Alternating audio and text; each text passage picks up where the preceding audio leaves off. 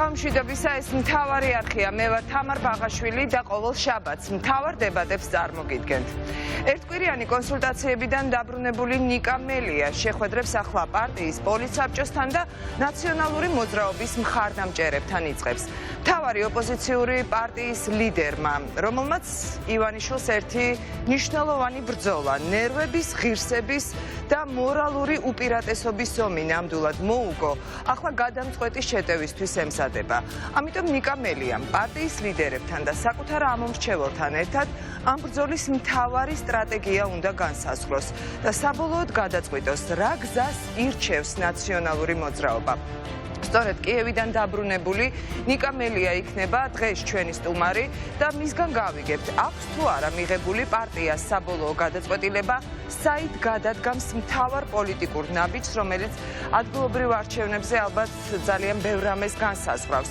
ნიკა მელია ჩვენი გადაცემის მეორე ნაწილში შემოგვიერთდება, მანამდე კი თუხთუხებს თუ არა მთავარი ოპოზიციური გარეშე პარლამენტში მიშელის დოკუმენტზე ხელმომწერი ოპოზიცია პირველი შეთანხმება საარჩევნო კანონზე. არის თუ არა ეს ცვლილებები არჩევნებისადმი ნდობის დაბრუნების გზა. ამ თემაზე დავიწყებთ დებატებს ჩვენ სტუმრებთან ერთად სულ რამდენიმე წამში.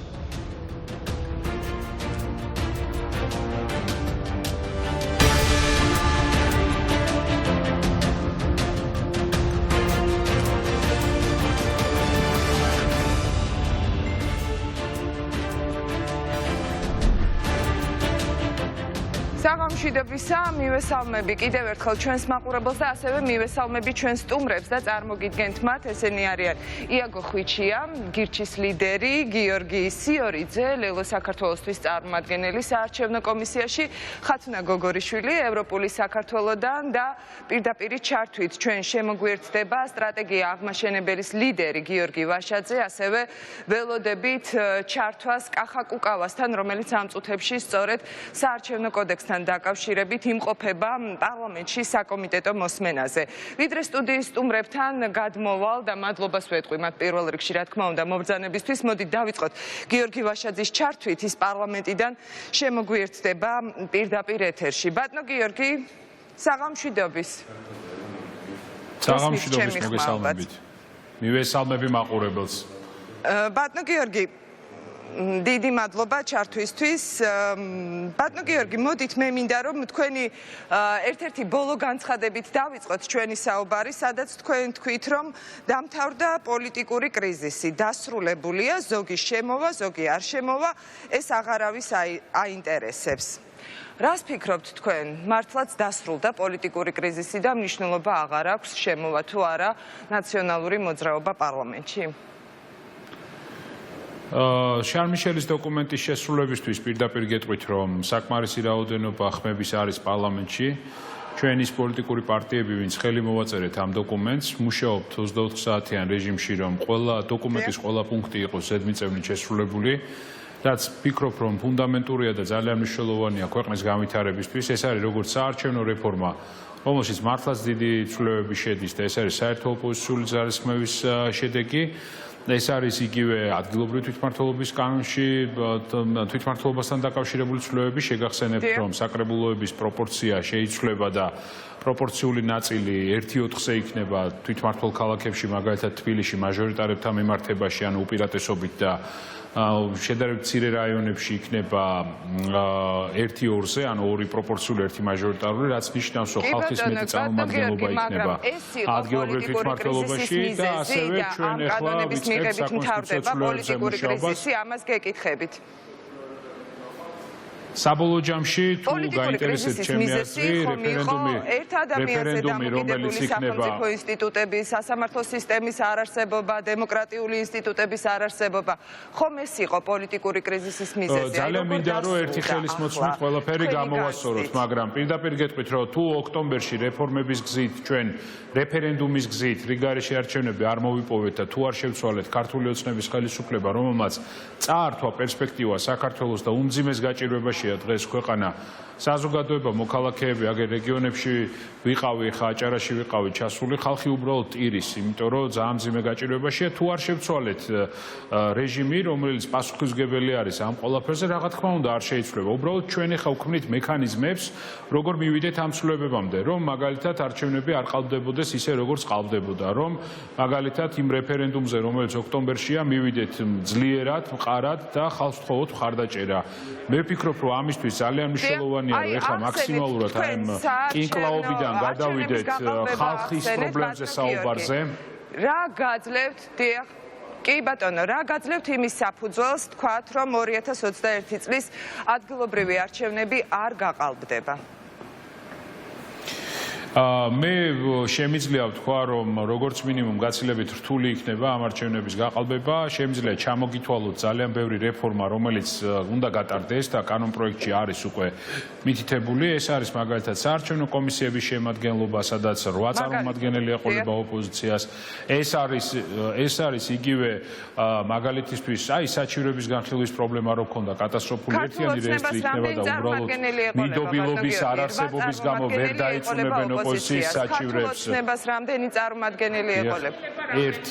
და გადაწყვეტილება რამდენი ხნით მიიღება ხალხური ხათუნა გოგორიშვილიც გეკითხებათ? ერთი წამით და თუ შეიძლება დავამთავრებ 8 წარმომადგენელი იქნება ასევე ეგრეთ წოდებული ასე ვთქვათ პროფესიული ნაწილი, რომლის დანიშვნაშიც იმ თავისუფალ ადგილებზე, რომელიც არის დარჩენილი, ოპოზიციის ხმებიც არის საჭირო 2/3 სახით. მაგრამ რაც ყველაზე მნიშვნელოვანია ეს რომ გავატაროთ ახლა ამ საკითხებზე, ჩემთვის გაცილებით მნიშვნელოვანია ტექნოლოგიური ნაწილი. თუ შეიძლება თუ არ დამამთავრებიეთ ახლა რა ცვლილებები იქნება, არ გამოვა ესე რა. არა, იმიტომ რომ ტექნოლოგიური ნაწილი არ არის ხათუნა გოგორიშვილთან სადებატოდ არ ჩართულ არის ხა მე თქვენთან ეთერში არიან ადამიანები, რომელსაც შეიძლება ოქროს ზოდები რო ჩაუხატო საარჩევნო კოდექსში მაინც არ მოეწონება, ხო? ხათუნა გოგორიშვილი ძალიან კომპეტენტური ადამიანია, ერთ-ერთი ყველაზე კომპეტენტური ადამიანი საქართველოში, ვინც საარჩევნო სისტემაში ერკვევა და ბატონო აქამდე საარჩევნო სისტემაში ის ფუნდამენტური ცვლილებები არ განხორციელებულა, რომელიც ძალიან გვიან მოდის თქვენი ხმა რა და ამიტომაც ვერ ჩავერთვები ხა ამ დისკუსიაში და პოლემიკაში. კი ბატონო, ხო, ძალიან რთულია კომუნიკაცია, უბრალოდ სტუდიამდე ვერაფრით ვერ მოგიყვანეთ თუ რომ უფრო გაგვიადულდეს ეს კომუნიკაცია, მაგრამ არა უშავს. მოვიდოდით ალკე დღესაც შევთავაზე რომ სტუდიაში და ვისაუბროთ თქო ეხლა. არ მგონია რომ მე სადებატო მქონდეს ოპოზიციის წარმომადგენლებთან, არასდროს ოპოზიციასთან დებატებში არ ვждები, მე სადებატო მაქვს ქართულ ოცნებასთან და ჩვენი გადაცემის ფორმატი არის კი ბატონო, ქართული ოცნება იცით რომ ჩვენთან არ მოდის, მაგრამ როდესაც კონკრეტულ საკითხებზე არის საუბარი და ეს საკითხები არის გასაკვები, იმიტომ რომ ძალიან არა, ბატონო გიორგი, ოპოზიციასთან სადებატო არა, თქვენ სამომრჩეველს ხომ უნდა აუხსნათ, მე როგორც ამომრჩეველს, რატომ უნდა გამიჩნდეს ნდობა 2021 წლის ადგილობრივი არჩევნების მიმართ და ამას გეკითხებით მე თქვენ. როდესაც თქვენ ამბობთ, რომ 8 წევრი ეყოლება ოპოზიციას, 8 წევრი ეყოლება ოცნებას 8 წევრი იქნება პროფესიული ნიშნით დაკომპლექტებული. აქედან 6 უკვე დანიშნულია, 2 უნდა დაამატოს კიდევ მე რამდენადაც ვიცი და თუ ვცდები შემისწორეთ და როდესაც თქვენ ახსენეთ 2/3-ით გადაწყვეტილების მიღება. ეს არის პირველ შემთხვევაში მიიღება 2/3-ით გადაწყვეტილება, თუ არ გავა ეს კანდიდატურები, შემდეგ ქვორუმი იწევს და თქვენ ძალიან კარგად იცით თვლა და ძალიან კარგად იცით რამდენი ხმა აქვს ქართულ ოცნებას, რომელსაც შეუძლია მისთვის სასურველი კანდიდატურები. ეს არის გამბლოკის მექანიზმი, რომელიც ვენეციის კომისიის პოზიცია არის მოლაპარაკებების დროს და სხვათა შორის ყველა იმ პარტიის წარმომადგენელს, რომელიც თქვენთან სტუდიაში ზის, მათი წარმომადგენლები იჯდნენ მოლაპარაკების მაგიდას და ყველამ განაცხადა თანხმობა ამ ყველაფერზე, ხო? შეგახსენებთ, რომ საბოლოო ხელმოწერამდე 2 კვირით ადრე, თუ 1 კვირით ადრე, როცა ჩამოსული იყო მომლაპარაკებელი წარმომადგენელი იმ 3 პუნქტზე, რომელიც მოიცავდა საარჩევნო რეფორმას, ყველამ მოაწერა ხელი. მაგრამ ამასაც ჩემთვის მნიშვნელობა არ აქვს. გაცილებით მნიშვნელოვანი არის ტექნოლოგიური რეფორმები, რომელიც იქნება ამ არჩევნებში. მაგალითად, ფოტოსაძიებო სისტემა, რომ ადამიანი რომ მივა საარჩევნო უბანზე ავტომატურად ამოიცნობს ფოტოკამერა ის უნდა შევიდეს თუ არა საარჩევნო უბანზე. მაგალითად, ბარკოდიანი საარჩევნო ბიულეტენი, რომელიც გირჩის შემოთავაზებაა და ძალიან მომწონს ეს იდეა, რომლითაც დაფიქსირდება დროითი თვალსაჩინით, რომ არავინ მოიპაროს ბიულეტენი. მაგალითად, იგივე აი მარტივად აგიხსნით, კამერა იდგება ესე და თითოეულ ბიულეტენს თulis დროს კამერას უნდა აჩვენოს კომისიის წევრმა, გადააღებინოს და ჩვენ ყველა შეგვეძლება თვალი ვადევნოთ, ვინ რა ხმა მიიღო. აქ ხო ეხა მე მესმის ეხა ყველაფერზე გამოკიდება რო ხდება რა, რაღაცა ესეთი ფილმი რო არის, ხო იცით, სიყვარული ყველას უნდა ნანახი მაქვს და იქ რო არის ესეთი ეს არის რაღაც გივი ვერიკაშვილი რო შეეცა, კარგი ხალო, კარგი რა, ნუ დაღალე ეს კაციო და ასე შემდეგ. აი ზუსტად აი ეს სიტუაცია ეხა კიდე ერთხელ ვამბობ ეხა ძალიან მიკვირს რომ ამ ხელა რეფორმები არ გატარებულა, ეს პარტიები მონაწილეობდნენ თვითონ და რატო უნდა წაგებაში ჩაითვალონ ის რაშიც თვითონ მონაწილეობდნენ ვერ გავიგე, აი ვერ ამოხსენი ეს რომ რატო უნდა ხალხს უთხრანო თითქოს ქართული ოცნების პროექტია. ქართულ ოცნებას არ უნდოდა ეს საარჩევნო რეფორმა დამერწმუნეთ. ნახეთ მათი პირველადი რეგისტრირებული კანონი და ჩვენ ყველა ერთად მივახციეთ ხალხს ამას და მათთან დებატები, მაგრამ თამარ ჟვანია რომ დარჩენილიყო, ხათუნა გოგორი სულთანა, კარგით ეხლა რა ხალხო, კარგით მართლა. ეს წერია დოკუმენტში. თამარ ჟვანიას ჩატარებული არჩევნების მიმართ, როგორ ფიქრობთ, ანუ ტექნიკური დეტალები, რომელზეც თქვენ საუბრობდით, რა თქმა უნდა, მნიშვნელოვანია, მაგრამ ამაში ამორჩეველი მე მგონი რომ ნაკლებად ერკვევა, მაგრამ თამარ ჟვანიას ჩატარებული არჩევნების მიმართ ნდობა იქნება? გეტყვით. მე მივიღწვი იქეთ, რომ ისეთი საარჩევნო მექანიზმი შევქმნათ, სადაც თამარ ჟვანია იქნება ჭიჭიკო ბენდელიანი თუ ნებისმიერი სხვა CSKO-ს თავმჯდომარე, ვერ მოახდენს ზეგავლენას საარჩევნო პროცესზე. ეს არის ჩემი მიზანი, იმიტომ რომ ნებისმიერი სისტემა, რომელიც ამიწყვია, იყო დამოკიდებული ჩემს გუნდთან ერთად. ყოველთვის მუშაობდი იმაზე, რომ მაქსიმალურად გამორიცხული ყოფილიყო ადამიანური ფაქტორი. ის რეფორმა, რასაც ეხა ჩვენ, სხვათა შორის ქალბატონი ხათუნას პარტიის ძალიან დიდი მონაწილეობით, იმიტომ რომ მათი ბევრი რეკომენდაციაა გათვალისწინებული ამ ყველაფერში, სწორედ მათთან ერთად, რასაც ჩაუყარეთ ჩვენ საფუძველი, ეს სრულიად შეცვლის საარჩევნო გარემოს საქართველოში. პირველი ეტაპი იქნება თვითმმართველობის არჩევნები, შემდგომი ეტაპი იქნება რიგარეშე საპარლამენტო არჩევნები, სადაც სრულად დაინერგება ის ტექნოლოგიები. მარტივად გეუბნებით რა. საარჩევნო უბანზე მიდის ადამიანი, კამერა მას ამოიცნობს სახეზე, თუ ის არ არის იმ საარჩევნო უბნის სიაში, ვერ შევა საარჩევნო უბანზე. ამასთან შეთანხმებაა, რომ მხოლოდ ახალი ID ბარათებით იქნება ხმის მიცემა და არა ძველი პირადობის მოწვევებით, რომ ბიომეტრიული ფოტო იყოს აბსოლუტურად ყველა ამომრჩევლის. შედის საარჩევნო უბანზე, თუ შეიძლება მომაყოლეთ, რო აღწეროთ, შედის საარჩევნო უბანზე, იღებს ბიულეტენს smartphone-ით ბარკოდით აღრიცხავს კომისიის წევრი რა წუთს რა წამს მისცა ბიულეტენი ამომრჩეველს. შედის არის სპეციალურად ესეთი გარმონისებური ბიულეტენი, სადაც შემოხაზავს არა პასტით, არამედ ბეჭედს დაასვავს, რომ ბევრი ბათილი ბიულეტენი არ გქონდეს და იქ манипуляცია არ იყოს, რომ სამკუთხედი დააწერე, წითელი პასტით შემოხაზე და ასე შემდეგ. ქალბატონ ხათუნას ეს კარგად მოიხსენება, კარგად იცის. მერე დაკეცავს ამ გარმონისებურ ბიულეტენს, გამოდის, დებს კონვერტში და მეორე მხარეს ბარკოდს ამოიკითხავს ხელახლა smartphone-ით ისევ კომისიის წევრი, რითაც დაფიქსირდება დრო რამდენი ხანი იყო მოქალაქის ხელში ბიულეტენი. სადაც დავაყენებთ, რომ მაგალითად 3 წუთზე მეტხანს თუ იყო ბიულეტენი ხელში, ეს ნიშნავს, რომ ვიღაცამ შეიძლება გაიტანა ბიულეტენი, შემოიტანა ახალი ბიულეტენი და ასე შემდეგ, ხო? ანუ გარკვეული სტანდარტი იქნება ამას სხვათა შორის ჩვენ CSKO-ს შევთავაზეთ, იქეთ კვირაში იყოს შესაბამისი ტესტი. ამის შემდგომ, როცა იწყება დათვლა, ბოდიშვიხდი რა, იცვლება ქალბატონი ხათუნას მონაწილეობით მიღებული ის წესები, რომელიც აქამდე არსებობდა საქართველოში, გადმოყირავდება ხო ეს ბიულეტენები. დალაგდება ბიულეტენი, დგას კამერა.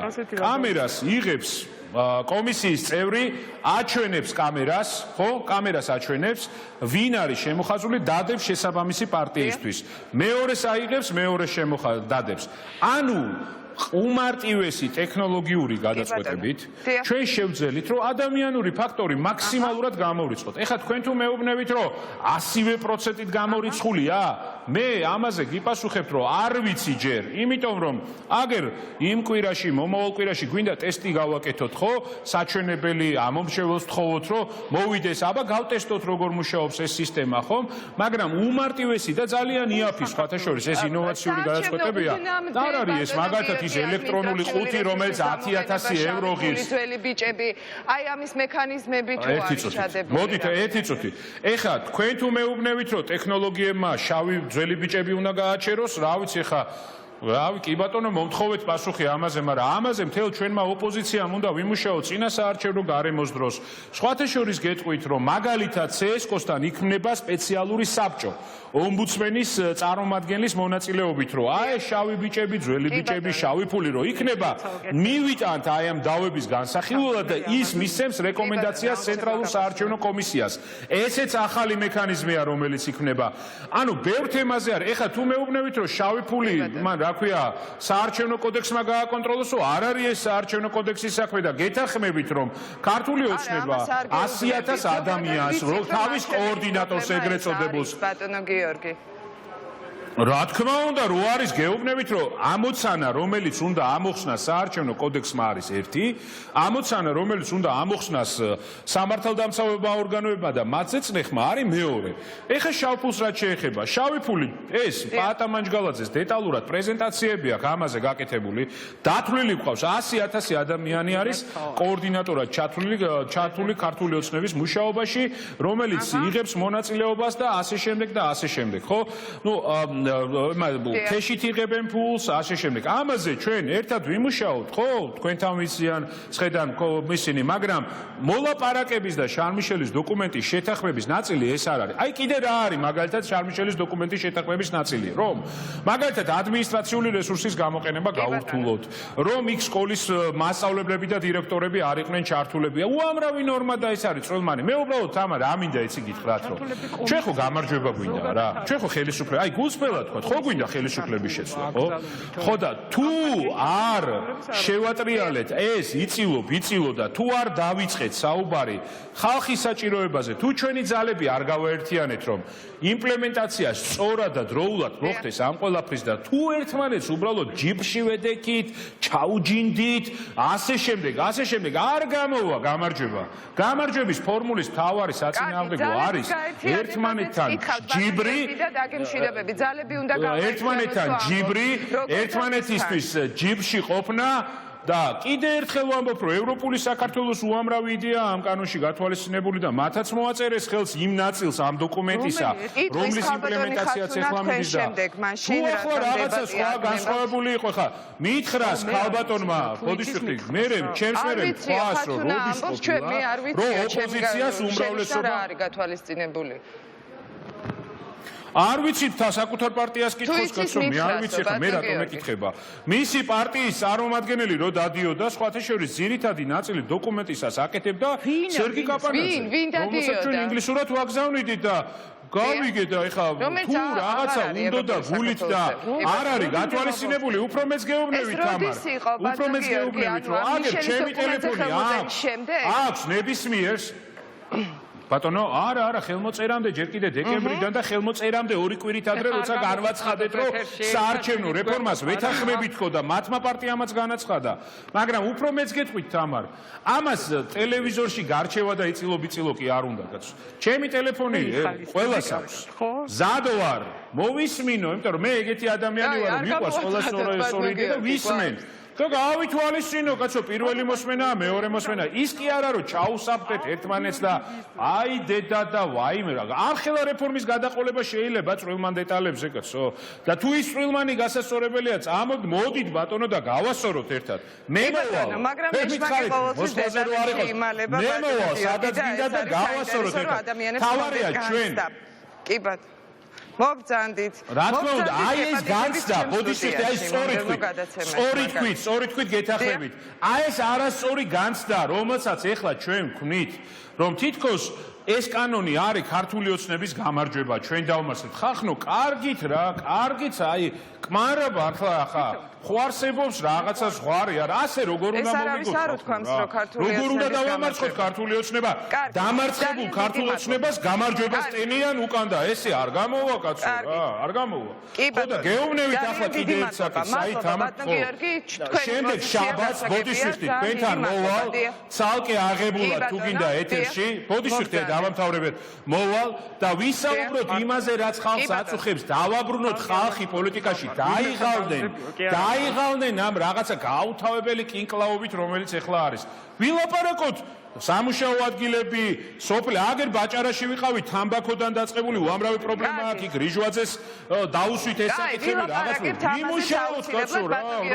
ხალხმა დაინახოს ოპოზიცია არის ხალხისთვის და არა ამისთვის, საქმეა მხოლოდ საკუთარი თავისთვის რა და უღრმესი მადლობა ჩართვისთვის, დრო აღარ გვაქვს რომ ვკითხო, მაგრამ თქვენ გექნებათ საშუალება. მადლობა გიორგი ვაშაძეს და გადმოვდივარ სტუდიაში ქალბატონ ხათუნა ახსენა მან რომ თქვენი პარტიის თუმცა ეს ხდებოდა შარლ მიშელის დოკუმენტის ხელმოწერამდე და არ ვიციო კონკრეტულად რა ცვლილებებია შეტანილი მაგალითად ევროპული საქართველოს ინიციატივით, მაგრამ ყველაზე მთავარი ქალბატონ ხათუნა რას ფიქრობთ თქვენ?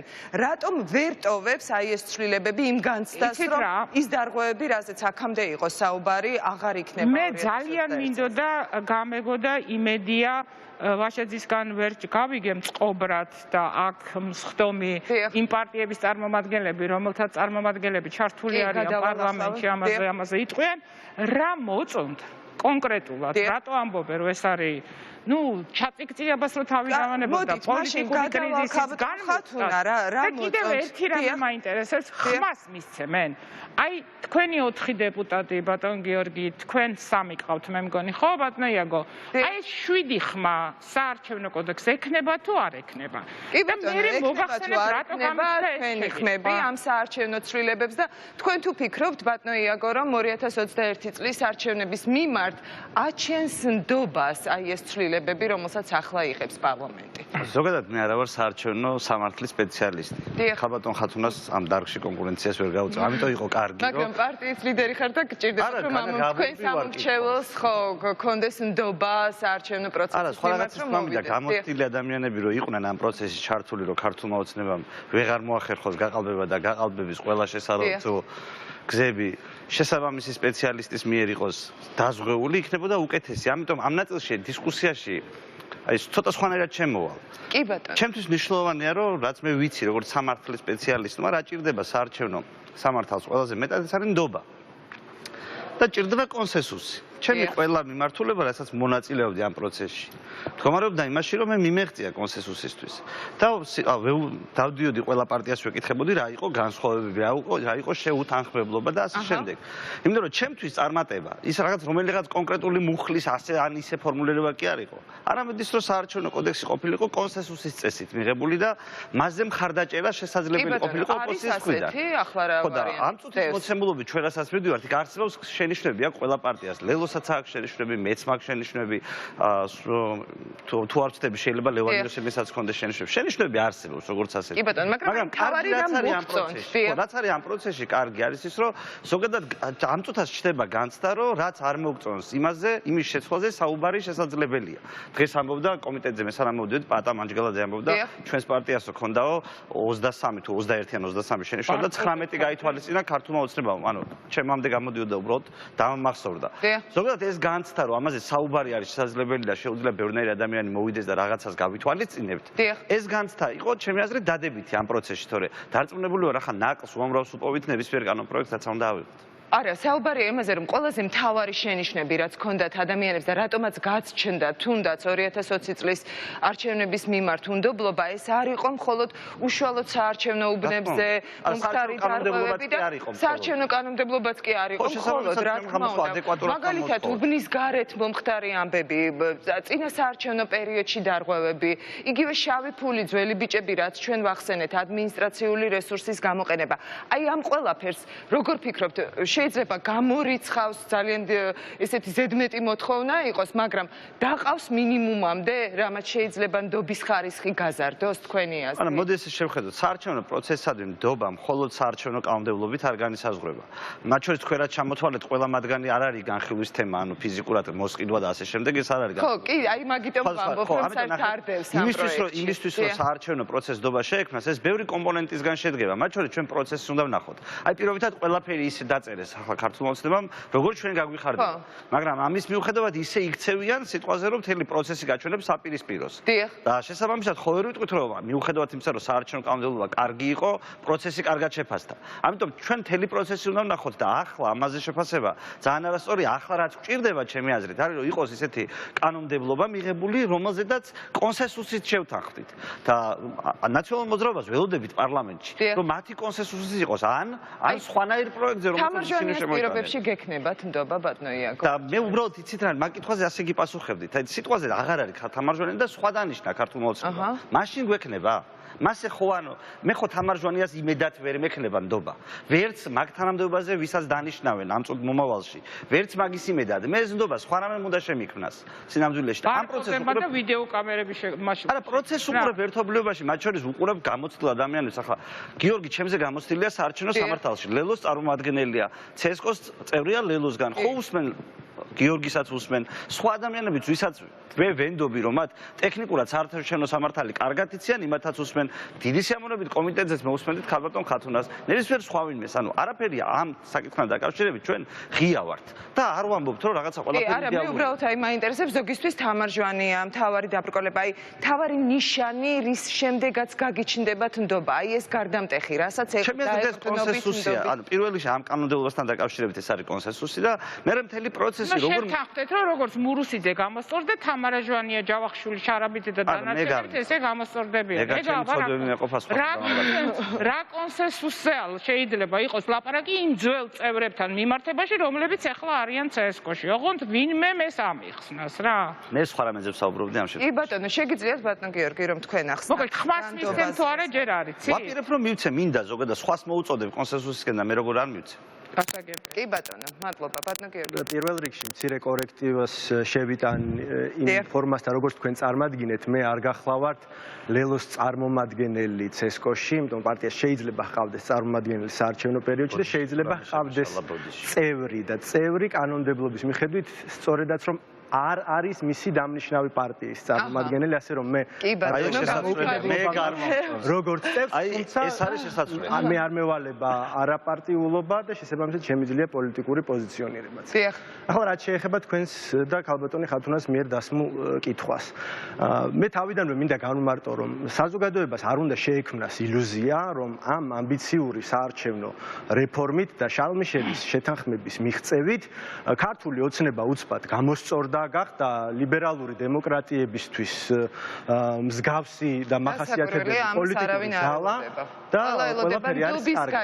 ნდობის გაჩენა, რომელიც 2020 წლის ოქტომბრის შემდეგ დაიკარგა, მათ შორის იმ პოლიტიკური პარტიისგანაც მოვისმინეთ საკმაოდ მკვეთრი განცხადებები, რომელსაც თქვენ წარმოადგენთ და პოლიტიკური კრიზისის მიზეზიც ეს იყო, გახსოვთ ძალიან კარგად. ძალიან მწვავე ოპონირების რეჟიმში, უკიდურესი პროტესტის რეჟიმიდან გადავედით ამ რეჟიმში.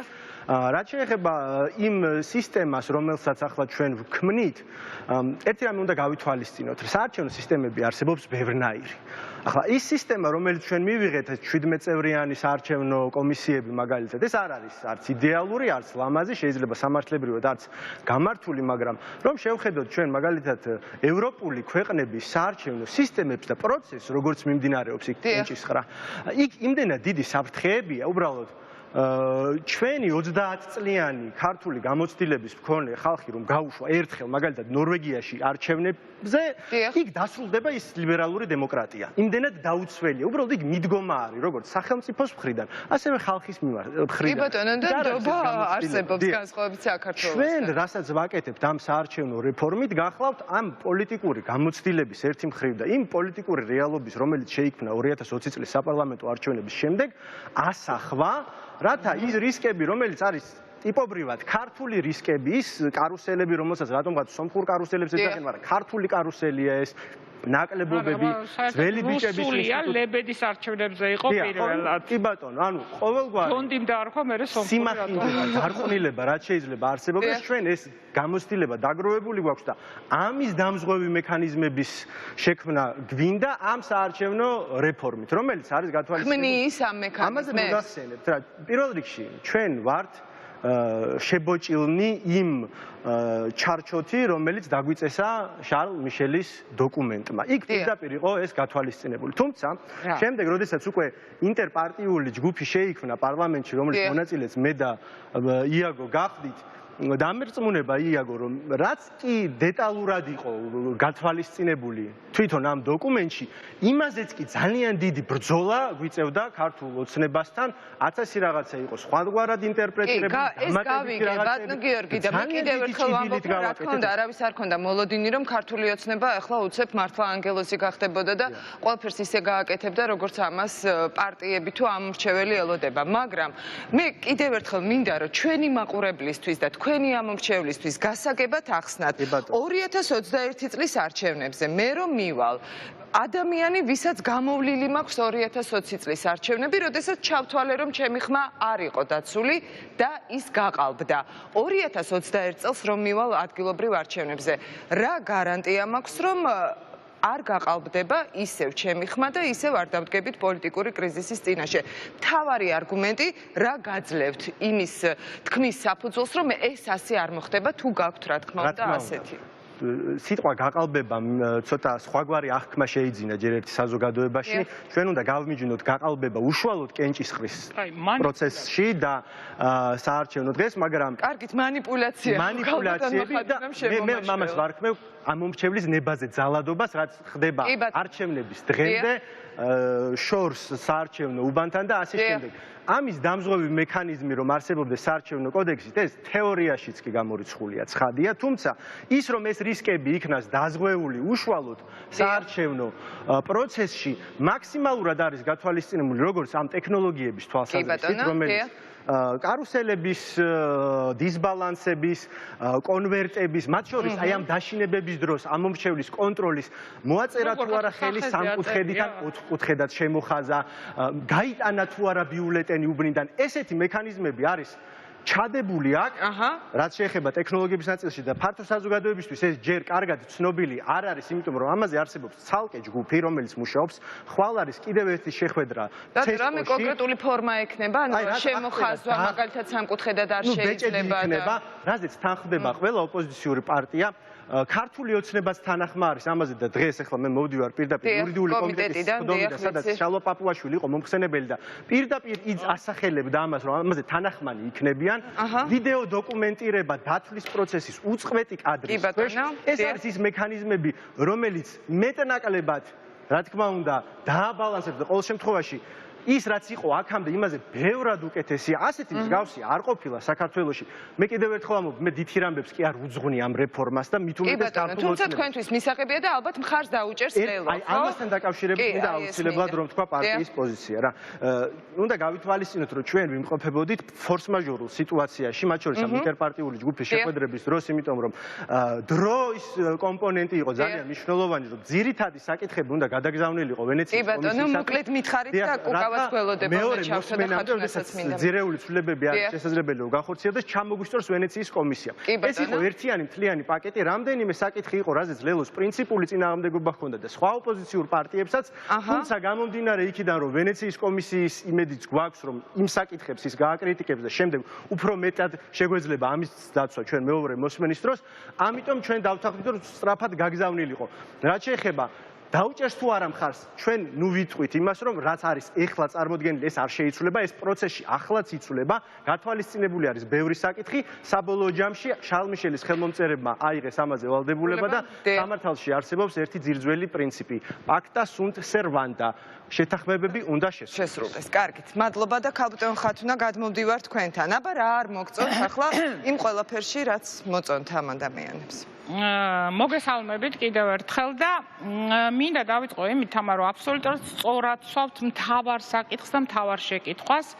რა წერია ამ დოკუმენტში ისეთი, რომელიც რიგითი მოქალაქისთვის, რიგითი ამომრჩევლისთვის გააჩენს პირველ რიგში ნდობას, რომ არჩევნები ნორმალურად ჩატარდება, манипуляციების გარეშე და მეორე რიგში რომ ხელს არ ჩააქნევინებს რომ კი მე უნდა წავიდე აუცილებლად ამ არჩევნებზე ხო ეს არის სრულიად მთავარი და სრულიად გადამწყვეტი როდესაც ამ საკითხს ვსვავთ შეკითხვას და სწორად ვსვავთ მე ვიქნები თქვენ იქნებით თუ ვინმე სხვა რიგითი ის რაც მე აქ მოვისმინე მინდა გითხრათ რომ არაფერს ამაზე პასუხს არ იძლევა არაფერს რატომ აი ამოცნობის მექანიზმი ბიომეტრიული პასპორტი ხმის მიცემა შტრიხ-კოდები ბიულეტენის დაცვა საარჩევნო უბანზე და საარჩევნო უბნის შესასვლელში გადაგიღეს ფოტო ხო გაგიჟდით და გადაირიეთ სიხარული და აღივსეთ ნდობით მაგრამ 101 მეტრში რომ თქვენი უბნის ქუჩის ბიჭი დაგხვდათ და გითხრათ რომ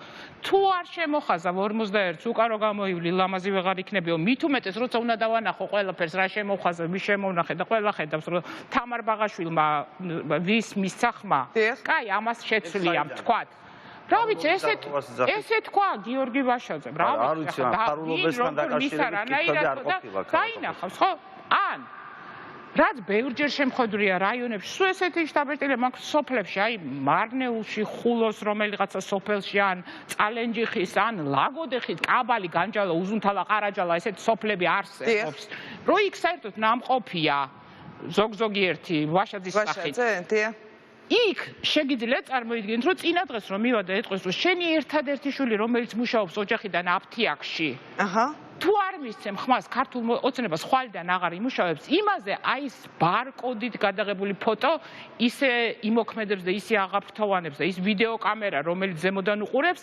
ეს ჩაგისახავთ ნდობას თქვენ სხვებზე არ ვამბობ თქვენ გეკითხებით იცით თუ ვინმეს გონია რომ ქვეყანაში სადაც ამომრჩეველთა 30%-ს აიდი ბარათი არ აქვს და ძალიან გახარებულებმა გვამცნეს რომ მხოლოდ აიდი ბარათებით და ბიომეტრიული ფოტოებით მოხდება ეს კარგია და რაც თავარია მე ამ 30% ადამიანებისგან ნაწილთან გიორგიც გურიის მაჟორიტარი იყო და გვილაპარაკია წადით ერთი ზოტში და კითხეთ აიღებენ აიდი ბარათს შეიძლება აიღონ თუ არ აიღონ თქვენ როგორ დააზღვევდით ამ საფრთხეებს საქმეთ მაგაშია სხვანაირი დაზღვევაა საჭირო იცით როგორი დაზღვევაა საჭირო როდესაც ადამიანი გამოდის და ამბობს და ასეთი შემთხვევა ძალიან ბევრი იყო რომ გუშინ ჩემთან მოვიდა გამგებლის მოადგილე გუშინ ჩემთან მოვიდა სოფლის წმუნებული გუშინ ჩემთან ეს მოვიდა ასე დამაშინა ეს დამემუხრა ეს მიქნა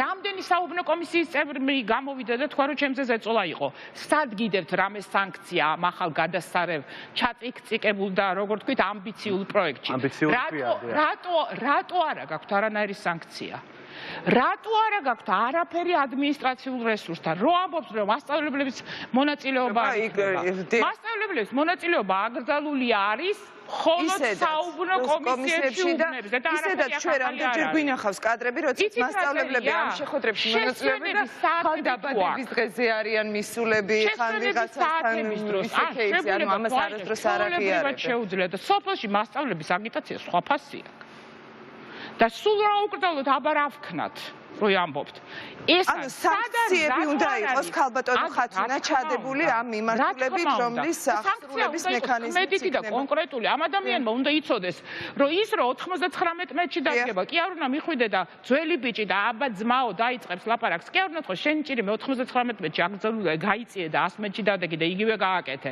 არა უნდა მოკიდო ხელი და გააძევო იქიდან ცოტა ხანი გაარიდო საერთოდ საარჩევნო უბანს და საარჩევნო პროცესს აი ეს უნდა იყოს ჩადებული სანქციები არ არის დახურული თემა ქალბატონოთამა ხათუნა ეს მიმდინარეობს არის სანქციები და უფრო მეტად ჩაიწერა კახაკუკავა შემოვიყვანოთ ქალბატონ ხათუნა და ისიც როგორ შტაბ-ეტილება რჩება აი მე ეთყობა რაღაცა ცოტა ავადმყოფი და ყველაფერს ვკითხულობ დეტალურად და ის რაც მოვიპოვე რაც იყო ოფიციალურად ეს 38 გვერდიანი დოკუმენტი ან დეტალურად არ წაუკითხავს ამ ხალხს ან უბრალოდ უბრალოდ წაიკითხეს და ვერ გაიგეს სად რა ხიფათი არის ჩადებული და ეს ხიფათები გრძელდება არ გეტყვით რაც მე გითხარით. კი ბატონო, კარგით, მოდით კახა კუკავა ჩავთოთ პირდაპირ ეთერში, რომელიც უნდა ყოფილიყო ჩვენი სტუდიის სტუმარი, მაგრამ პარლამენტში იმყოფება, რამდენადაც ვიცი, საარჩევნო კომისიასთან დაკავშირებული კომიტეტის ხდომაზე და ბატონო კახა, თუ არის ხაზზე კახა კუკავა, თუ შეგვიძლია რომ ჩავთოთ პირდაპირ ეთერში, საინტერესოა რა ხდებოდა კომიტეტის ხდომაზე და სწორედ მისგან გავიგებთ ახლა ბოლო ამბებს. რა ხდება საპარლამენტო კომიტეტის ხდომაზე. თუ ყავს კახა ხაზზე, თუ არა, გადმოვალ ისევ ჩვენ სტუმრებთან სტუდიაში. მაშინ თუ შეიძლება რომ რაღაც ორ საკითხს დავასრულოთ. კი ბატონო, დაასრულეთ ქალბატონ ხათუნა, ვიდრე კახას თავიდან დაურეკავენ. რამდენჯერმე ახსენა ყველა მიშელის დოკუმენტი, კონსენსუსი, ყველა მონაწილეობდით, ყველამ ხელი მოაწერა. არსად მიშელის დოკუმენტში არ წერია, რომ CSKO-ს ძველი წევრები უნდა დარჩნენ. დობის მთავარი ფაქტორი სწორედ არის ის პერსონები, რომლებიც ამ არჩევნებთან ასოცირდებიან და რაც არ უნდა ვილაპარაკოთ, ვინმე სხვა სიკინჭილაშვილი რომ დაინიშნოს, ოდნავ რაღაც უფრო მეტი ნდობა გაუჩნდება რიგით ამომრჩეველს და რიგით მოქალაქეს, ვიდრე თამარა ჟვანიას, გიორგი შარაფიძის მიმართ, გოგა ჯავახიშვილის მიმართ და დანარჩენი სამის გვარიც არ ვიცი, იქ ვინც არიან ეგრეთ წოდებული დღევანდელი ადმინისტრაციის მიმართ. კი ბატონო, ზად არის კახა საღამშვიდობის, მადლობა რომ ხართ ჩვენი სტუმარი და ვიცი რომ ესწრებოდით თქვენ სწორედ იმ საკომიტეტო მოსმენას, რომელიც საარჩევნო კოდექსთან დაკავშირებით იმართება ახლა პარლამენტში. რამდენად იცავთ იმ პოზიციას, რომლის შესახებაც გუშინ თქვენ შეხვედრაზე საუბრობდით და ასევე მე წავიკითხე თქვენს მიერ ინიციირებული ცვლილებების პროექტი. რა გითხრათ ქართულმა ოცნებამ ამ ცვლილებებთან დაკავშირებით? ვიცავთ ხმა მაღლა ნათქვამია თამარ, იმიტომ რომ 3 საათი ავზივარ, ჯერჯერობით ხმა არ მომიღია, იმიტომ რომ რიგი არის და ძალიან ფორმალისტური ხასიათის განხილვა მიდის. ძირითადი რაც მე მოვისმინე აქ იყო საერთოდ მადლობები და ქებადიდება რომ რა მაგარი პროექტი არის და მათ შორის ჩემდა გასაკვირად საპარლამენტო ოპოზიციაც იყო ამაში ჩართული. პოლემიკა და ოპონირება აქ თითქმის არ იყო ერთადერთი გამონაკლისი სამართლიანობისთვის, უნდა ვთქვა რომ იყო ანა ნაცვლიშვილი.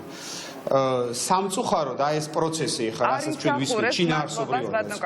ძირითადად არის ასეთი ცვლილება რომ 6-6-ზე იყო ადრე პარიტეტი კომისიაში, ეხა იქნება 8-8-ზე. ან CSKO-ს თავმჯდომარის მოადგილე, რომელიც აბსოლუტურად ბუტაფორია არის, იქნება ოპოზიციიდან წარმოადგენელი, ან 25 მეტრის მაგივრად ოცნების ზონდერები დაადგებიან 75 მეტრში.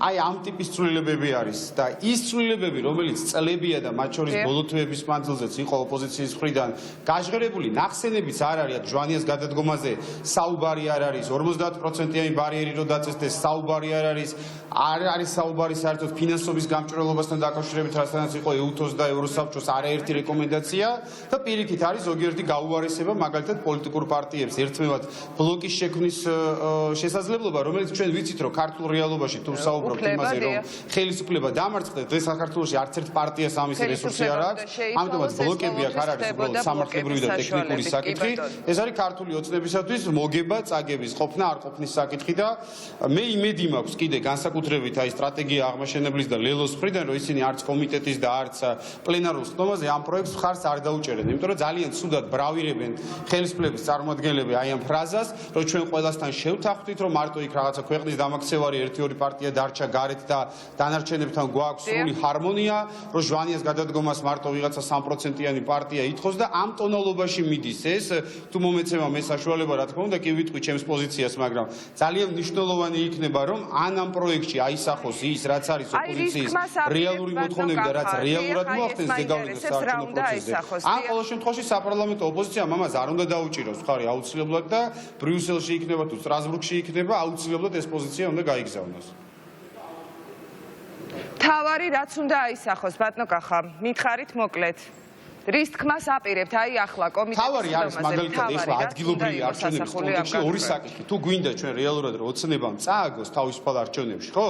პირველი, ოპოზიციას უნდა ქონდეს ბლოკების, ანუ გაერთიანების უფლება და მეორე, მაჟორიტარულ ოლქებში უნდა იყოს 50%-იანი ბარიერი.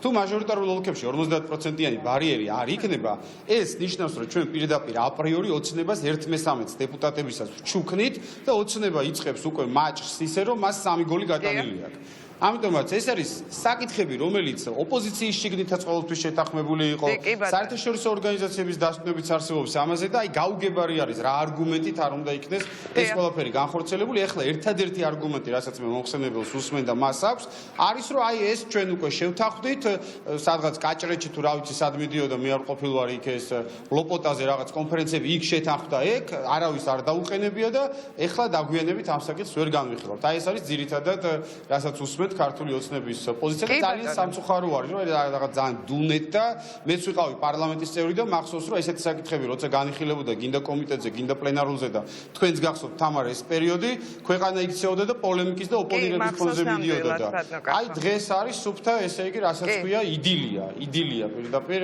ამ კომიტეტზე გეგონება 6 თვე ეს ხალხი რას ვითხოვდით აბა და რატო იდგა ქუჩაში და რატო იყო ბოიკოტი, ცოტა გაუგებარი არის.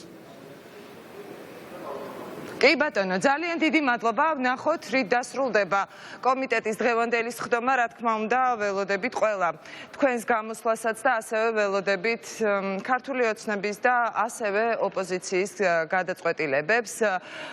კახა მახსენა, ბატონო გიორგი და იაგო, თქვენთან გადმოვალ ბლოკების დაშვება აუცილებლად უნდა მოხდეს, იმიტომ რომ მართლაც ისტორიული გამოცდილება გვიჩვენებს, რომ როდესაც ხელისუფლების ცვლილება ხდება, ეს ერთი კონკრეტული პარტია ამას ვერასოდეს ვერ ახდენს, ჯერ კიდევ მრგვალი მაგი და თავისუფალი საქართველოსთან მოყოლებული ყოველთვის ბლოკებით ხდებოდა და მათ შორის ქართული ოცნებაც ასე ხდება და თუ შეიძლება რომ გითხრათ უნდა შევიდეს თუ არა ეს ცვლილებები, მაგრამ რეკლამის დრო არის ჩვენს ეთერში და ძალიან მალე დავბრუნდებით ამ კითხვაზე პასუხით.